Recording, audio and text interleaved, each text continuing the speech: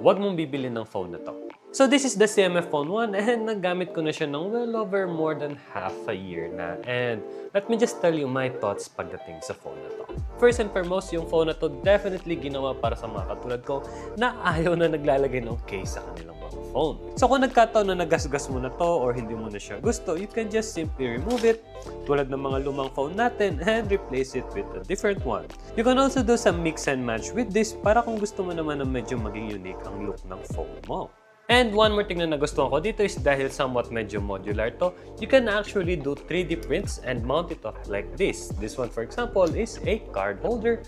Ito naman, backplate if you want. Or you can even 3D print yung color na gusto mo para sa button dito.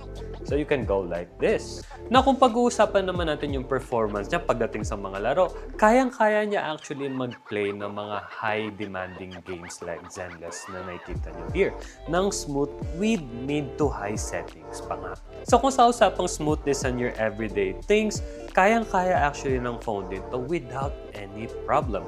You can do your social media apps, you can also do your work tasks, and whatnot with this nang hindi na problema. So sa madaling salita, yung phone na to is actually enough to satisfy yung mga daily needs as well as yung mga daily activities na ginagawa natin usually sa mga phone natin without any hiccups or performance issues. But there's still a but. As you can see, para sa isang phone na around 15 to 17K, wala siyang wide lens. You can only either stick to 1 times or 2 times para sa camera to and digital zoom na ang rest. And that might be a really big turn-off para sa mga mahilig kumuha ng mga wide-angle shots as well as wala din tong NFC.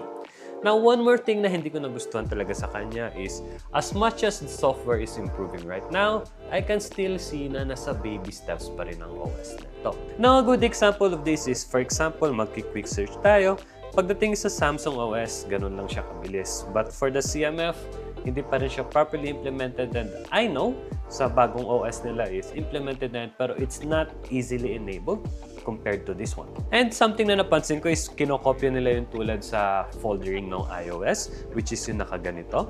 Di naman ako against sa kanya, it's nice. Though I wish there was an option na you can manually do it kaysa sa automatically sinusort nito para alam mo kung talaga saan napupunta ang mga apps na usually ginagamit mo.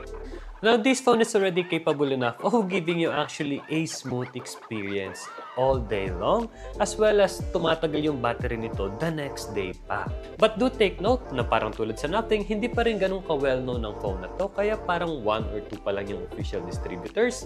And kung nagkataon na kailangan mo mag-warranty dahil defective yung unit or nagkaroon ng issues sa unit, baka mahirapan kang mag-claim it.